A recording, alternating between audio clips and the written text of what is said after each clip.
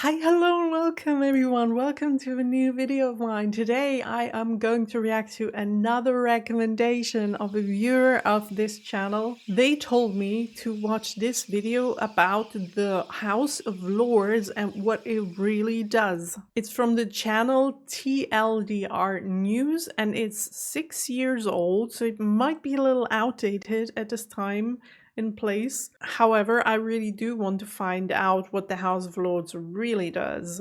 I have watched about the politics in the UK, like general videos already.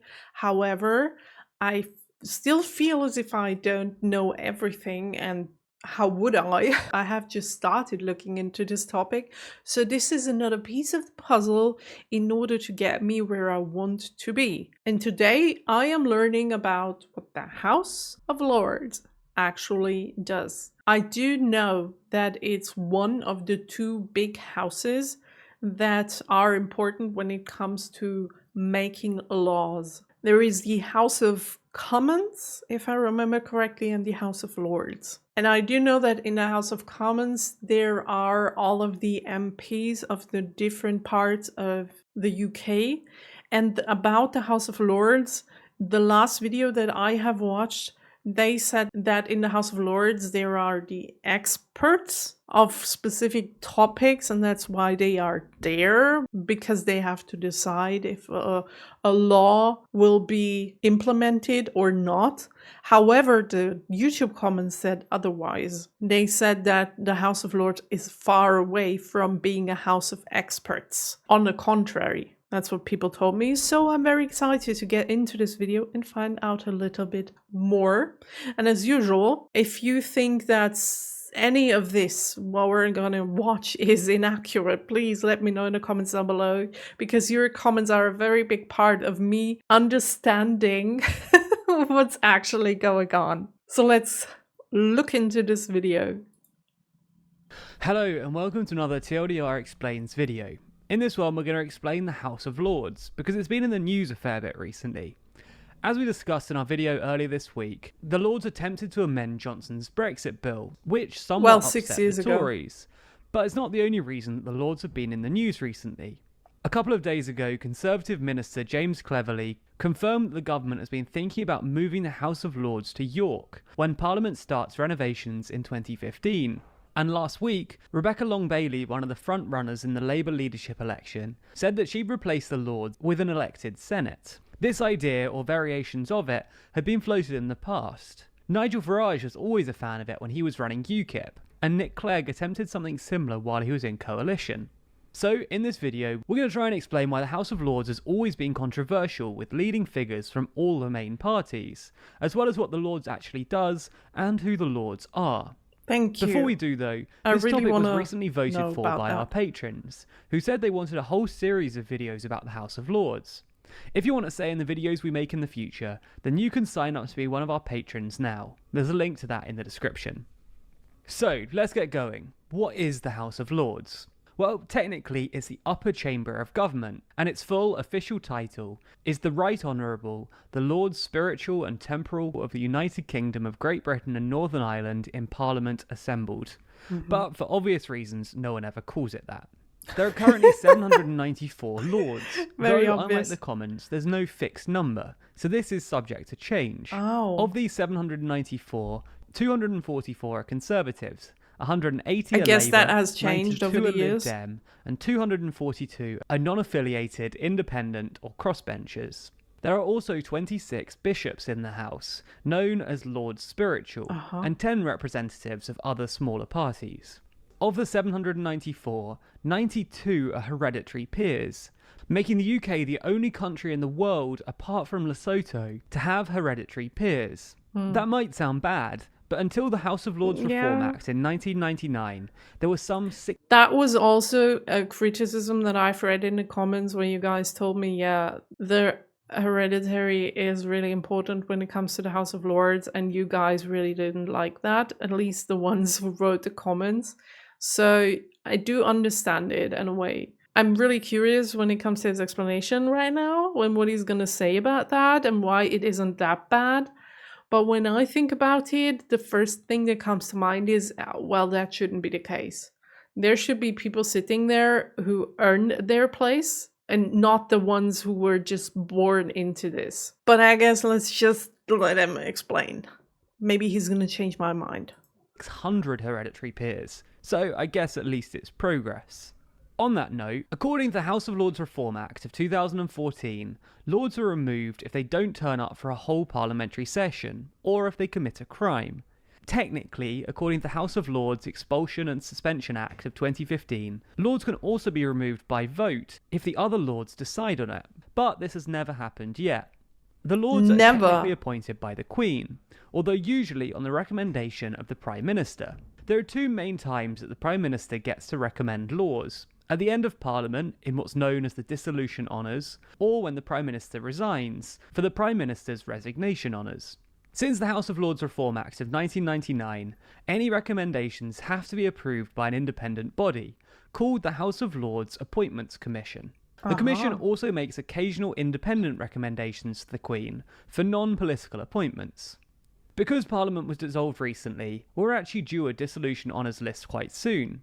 And, controversially, we know that Johnson has not recommended John Burke over a peerage, breaking the convention that the Speaker of the House of Commons gets a peerage upon retiring. So that's who's in the Lords, but what do they actually do? Well, as is the upper chamber in Parliament, its main function is to scrutinise, amend and approve legislation. Once a bill is finished in the Commons, it goes to the Lords, where they can take a look over it.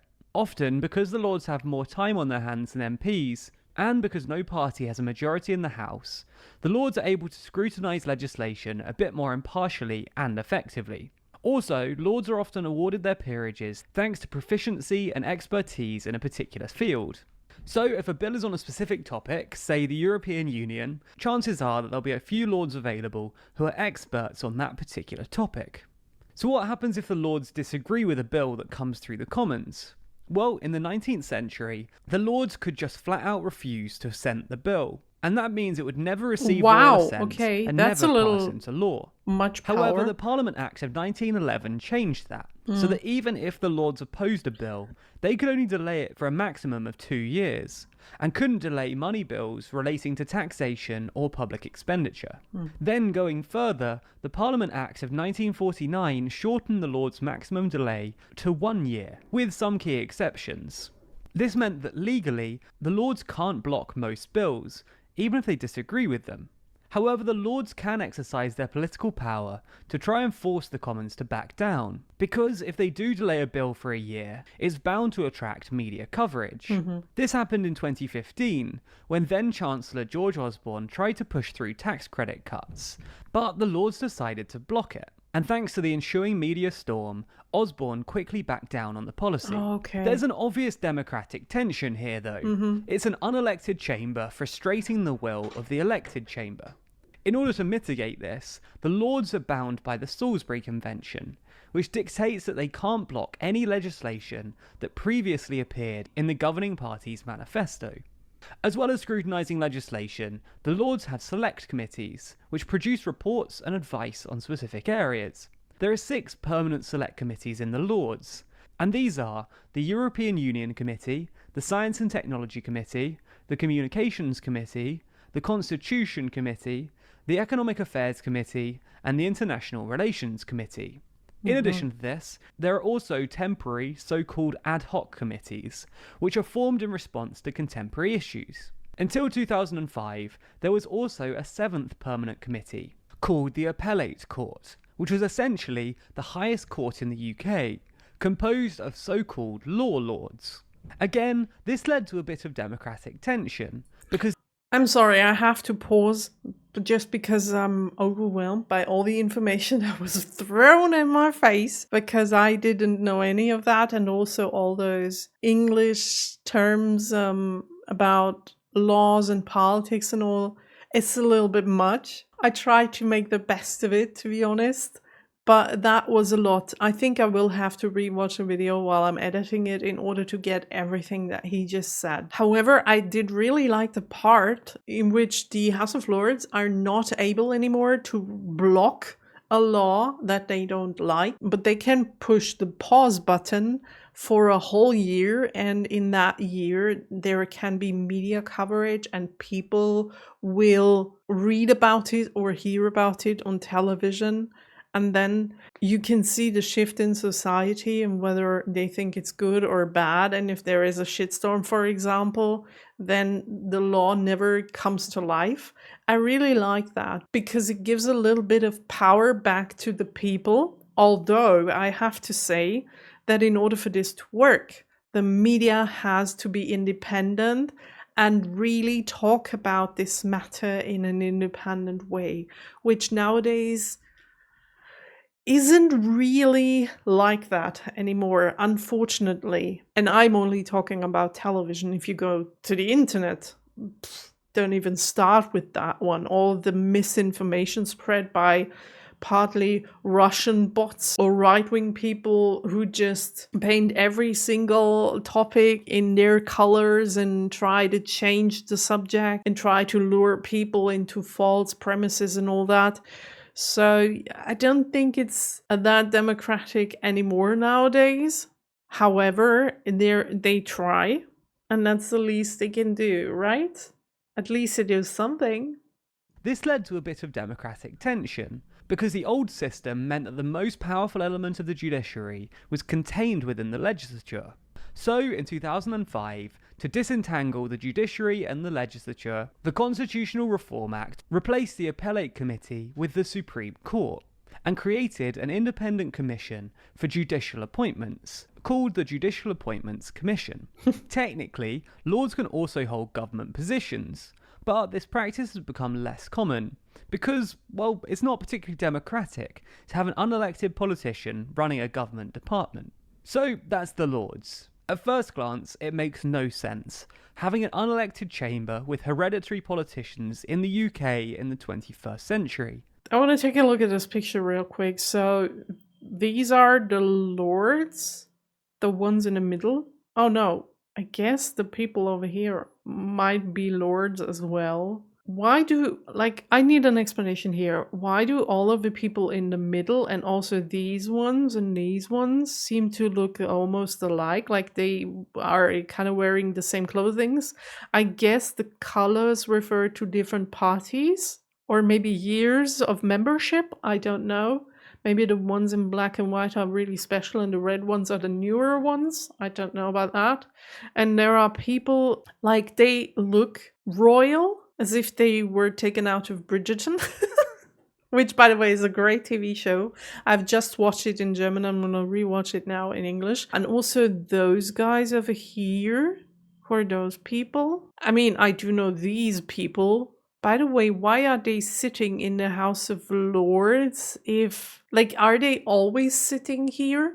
Every time that something gets discussed in the House of Lords, the royal family is a part of this discussion? I need some explanation here, guys. Or maybe this is just an important meeting, so they came because they had to not really decide, because I have learned that they don't really decide things, but just to give their okay with what was decided. I need explanation for this picture. Please help me out here. I'm kind of lost. But before you dismiss it out of hand, it does have some advantages over the House of Commons.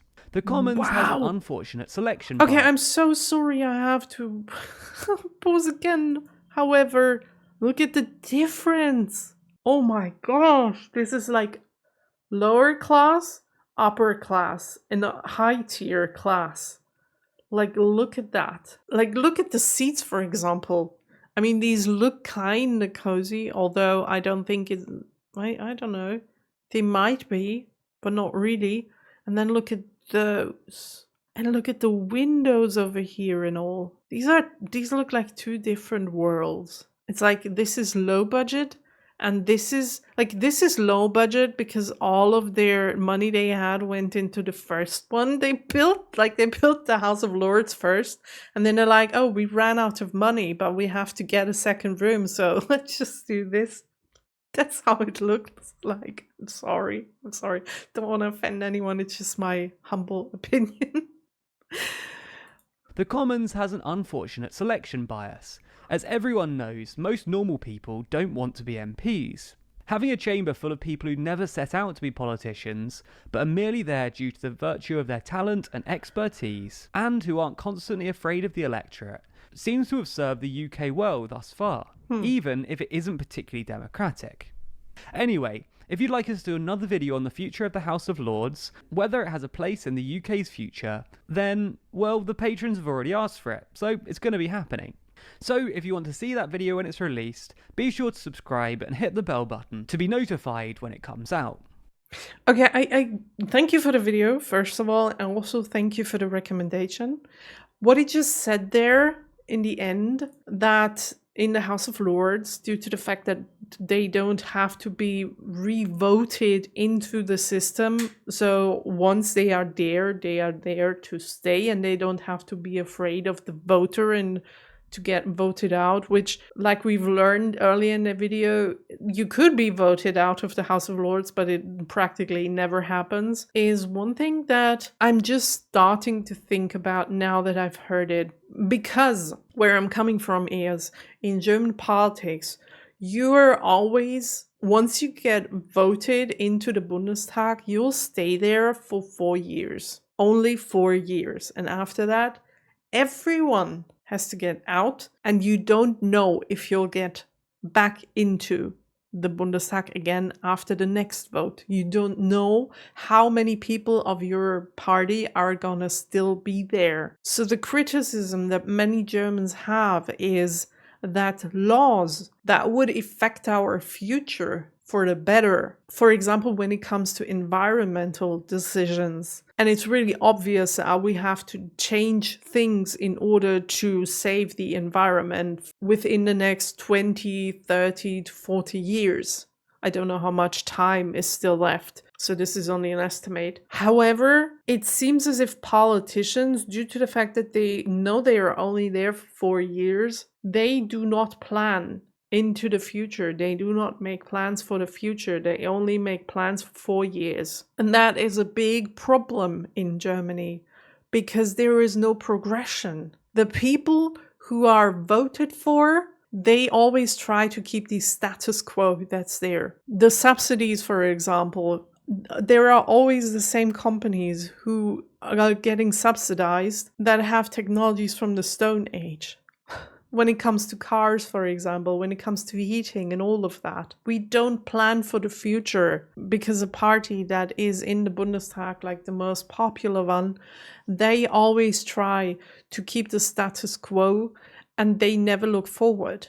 And that's a real big problem in our country. So I think the idea of having people there who will have to live with the consequences of their actions nowadays in 20 years, that might be, like, at least partly, that would probably be a good change. Because nowadays they only think for 4 years and then they're like, yeah, well, in 20 to 30 years, when we will have to deal with the consequences of the environment collapsing due to global warming, we won't be there anymore. So what do I care, you know? And that's a real problem. So maybe to implement something where people really have to live with the consequences if they decide stupid things, which in our country they do over and over again, maybe that'd be a great change.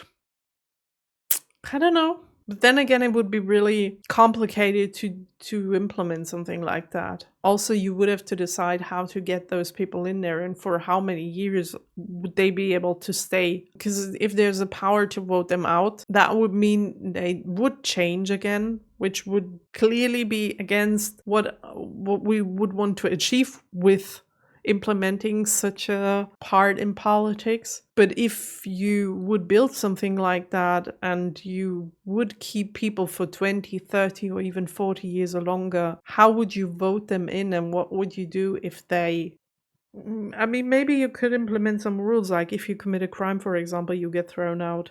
But if you behave in a normal way, you could be there for your whole life if you want to, and you never have to fear people's votes. I don't know what's better, to be honest. I don't know. And I like in the UK that there are the two houses, and both of them have the power to change things and laws and all of that. And then there comes the media who has a part in all of this. So if you spread it as far as you can. It's more democratic, but it also gets more complicated, and more complicated means less progressive. So it's a forth and back. And I think there is not a single country in this world who has the perfect system. Maybe the perfect system doesn't even exist. I don't know. Let me know in the comments what you think about this video. Thanks again for the recommendation, and I'll see you in the next one. Have a nice day. Bye!